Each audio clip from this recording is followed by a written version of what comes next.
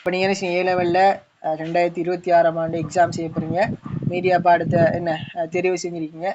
Media பாடத்தை உங்களுக்கு படிக்கிறதால என்னென்ன நன்மைகள் இருக்குது, எப்படி படிக்கணும், இந்த பாடம் எப்படி சட் ஸ்கோர் கூடிய பாடமா, நீங்கள் பல்கலைக்கழகங்கள் போகலாமா, காலேஜ் வாய்ப்புகள் இருக்குதா, இது சம்மந்தமாக நான் முதல்ல சொல்லப்பேன். சரியா? அந்த வகையில் பிள்ளையால் பாருங்க, நம்மளோட பாடத்தினுடைய அறிமுகத்தை நான் முதல் பார்த்தோம் அப்படின்னு சொன்னால், நம்மளோட பாடம் வந்துட்டு 2006ஆம் ஆண்டு. சரியா?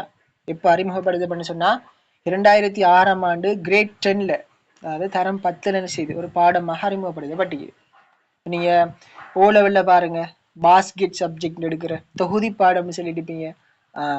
அப்போ அந்த தொகுதி பாடங்களுக்குள்ள ஒரு பாடம் தான் பிள்ளையால் இந்த மீடியா, ஐசிடி, ஹெல்த் சயின்ஸ் இப்படி நீங்கள் எடுத்திருப்பீங்க. ஓமா இல்லையா? அப்போ அதுக்குள்ளதான் என்ன செய்யுது, இந்த மீடியா வந்துட்டு கிரேட் 10ல் தரம் 10ல் 2006ஆம் ஆண்டு அறிமுகப்படுத்தப்படுது. விளங்கிச்சா? அதுக்கு பிறகு பிள்ளைகள் வந்துட்டு 2007ஆம் ஆண்டு ஓ லெவலில் என்ன செய்யறாங்கடா, ஒரு பாஸ்கெட் ஒரு தொகுதி பாடம் என்ன செய்யப்படுது, ஓ லெவலில் அறிமுகம் செய்யப்படுது.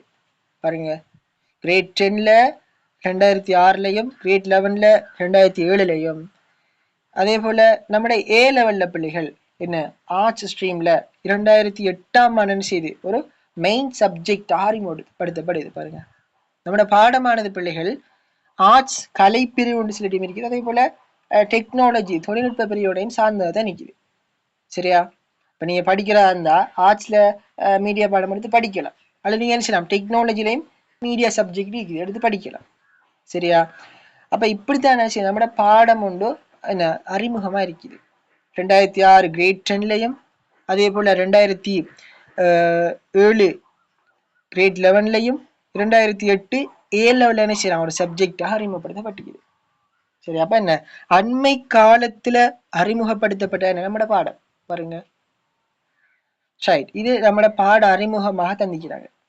அப்ப நாங்க இந்த பாடத்தை படிக்கிறதால பிள்ளைகள் வந்துட்டு எந்தெந்த பல்கலைக்கழகங்கள்ல நம்மளோட இந்த பாடம் கற்பிக்கப்படுச்சுன்னா பார்க்க போறோம். சரியா? எந்தெந்த யூனிவர்சிட்டியில நம்மளோட பாடம் கற்பிக்கப்படுச்சு சொல்லி பார்க்கலாம். நீங்க என்ன இதில் தெரிஞ்சிருக்கணும். எல்லாரும் என்ன நீங்க படிக்கிற நோக்கம், ஓ லெவல்ல ரிசல்ட்ஸ் இன்னும் வரலனே, ஓ லெவல் நீங்க செஞ்சிருக்கீங்க, ஓ லெவல்ல நல்ல ஒரு பருவேற்று எடுத்து என்ன செய்யணும், நீங்க யூனிவர்சிட்டி போகணும், அதானே நோக்கம். சிலாக்கள் யூனிவர்சிட்டி போகணும், சிலாக்கள் காலேஜ் போகணும், சிலாக்கள் என்ன எப்படி சரி ஜொப் பண்ணி எடுக்கணும். ஒவ்வொருத்தருக்குமே என்ன ஒவ்வொரு எண்ணங்கள் இருக்கு. ஓமா இல்லையா? அதுக்காக தான் நீங்க சரி படிக்கிறீங்க. ரைட். அப்ப அந்த அடிப்படையில பிள்ளை நீங்க செஞ்சுக்கிறீங்க, இந்த மீடியா பாடத்தை எடுத்துக்கிங்க. இந்த மீடியா பாடத்தை எடுக்கிறதால நீங்க எந்தெந்த பல்கலைக்கழகங்கள்ல இந்த மீடியா பாடங்கள் இன்னைக்கு படிப்பிக்கப்படுது, எந்தெந்த இடங்கள்ல படிப்பிக்கிறாங்கன்னு சொல்லி நான் பார்ப்பேன்.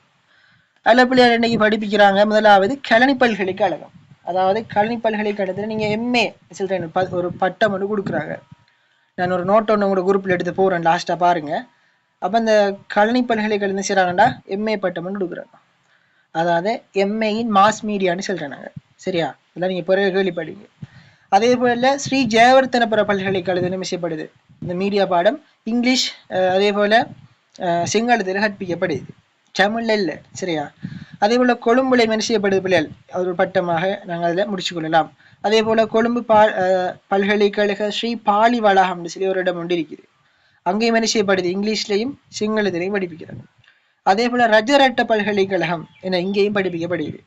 அதே போல ஓப்பன் யூனிவர்சிட்டி திறந்த பல்கலைக்கழகம், ஓப்பன் யூனிவர்சிட்டி ஒவ்வொரு சென்டர்களையும் இருக்கும். இப்போ கொழும்புல இருக்கும், இப்போ எங்களுடைய ட்ரிங்கோல இருக்குது, இன்னும் ஒவ்வொரு இடங்களையும் ஓப்பன் யூனிவர்சிட்டி இருக்குது. இதில் நீங்கள் என்ன செய்யலாம், BA in communication media studies ஒரு பட்டத்தை நீங்கள் முடிச்சு கொள்ளலாம். சரி, அதே போல் கிழக்கு பல்கலைக்கழகத்தில் கம்யூனிகேஷன் ஸ்டடீஸ் சொல்லி தனியான ஒரு செக்ஷன் ஒன்று இருக்குது, ஈஸ்டர்ன் யூனிவர்சிட்டி. சரியா? அதே போல் திருகோணமலை வளாகம்னு சொல்லி ஒரு இடம் ஒன்று இருக்குது, ட்ரிங்கோமலை கேம்பஸ் வளாகமாக இருக்குது. அங்கேயும் என்ன செய்யறாங்க, இதை படிப்பிக்கிறாங்க நம்மளோட மீடியா பாடம் சம்பந்தமாக. அதே போல பிள்ளையால் தமிழ் மொழி மூலமாக படிப்பிக்கிற ஒரே ஒரு யூனிவர்சிட்டி தான் யூனிவர்சிட்டி ஆஃப் ஜஃப்னா, யாழ்ப்பாண பல்கலைக்கழகம். அங்க பேராசிரியர் இருக்கிறார் ரகுராம் சார் இருக்கிறார். மீடியாக்கே அவர் தான் பொறுப்பானவர் இருக்கிறார். சரியா? இப்ப இப்படியான இடங்களை நம்மட இந்த பல்கலைக்கழகங்களை தான் நம்மட இந்த பாடங்கள் இன்னைக்கு கற்பிக்கப்பட்டு வருது. சரியா? இதை நீங்க என்ன செய்யணும், இதை முதல்ல அதை நினைக்கொள்ளும். நம்மட பாடத்தை நீங்க என்ன செய்யலாம், படிச்சு எந்தெந்த பல்கலைக்கழகங்கள் போகலாம், எப்படியான பட்ட படிப்புகளுக்கு இதை நீ நினைக்கொள்ளும். சரியா? முதலாவது விஷயம் பாட அறிமுகம். அதே போல தற்போது கற்பிக்கப்படுற பல்கலைக்கழகங்கள். விளங்கிட்ட 2 விஷயமா. அடுத்தது பாத்தீங்கன்னு சொன்ன பிள்ளையால் நம்மட மீடியா பாடத்தினுடைய அந்த வினாத்தாள் கட்டமைப்பு ஒண்டிக்குது. சரியா, இதை நாங்க 2வது விஷயமா பார்க்க போறோம். இப்ப நீங்க ஓ லெவல்ல எத்தனை எம்சிக்யூ செஞ்சீங்க சொல்லுங்க பாப்போம்.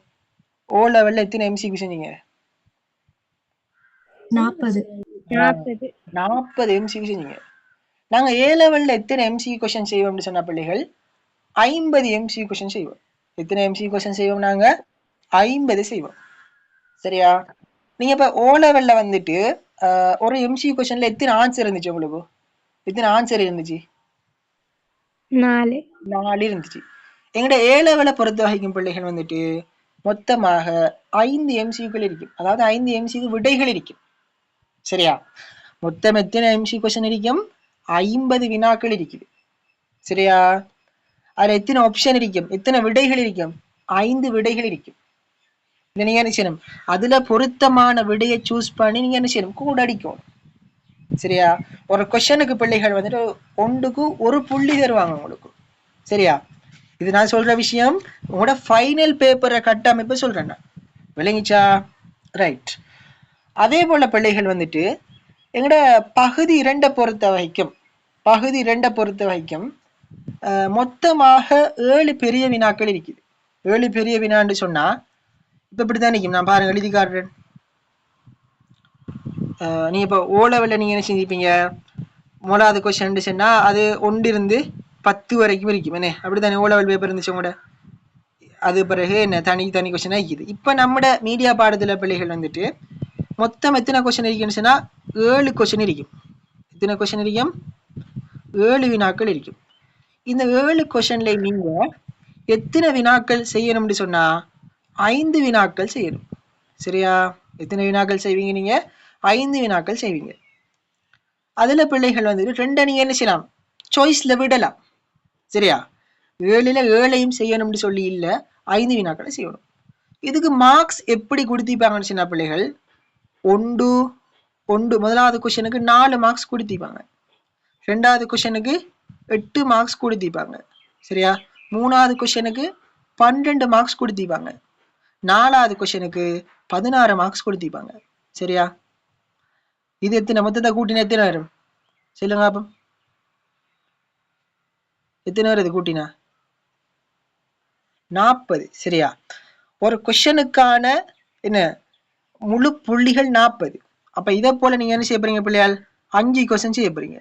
அப்ப 5 தர 40 எத்தனை சொல்லுங்க அப்ப? 200. இந்த 200 என்ன செய்வாங்கன்னா பாட்டுக்கு தருவாங்க. இந்த 200 என்ன செய்வாங்கன்னா திரும்ப 4ல பிரிப்பாங்க. 4ல பிரிச்சா எத்தனை? 50 பாருங்க. அப்ப எம்சிக்யூல 50, பார்ட் 2ல 50, மொத்தம் எத்தனை மார்க்ஸ்? 100. இதான் உங்களோட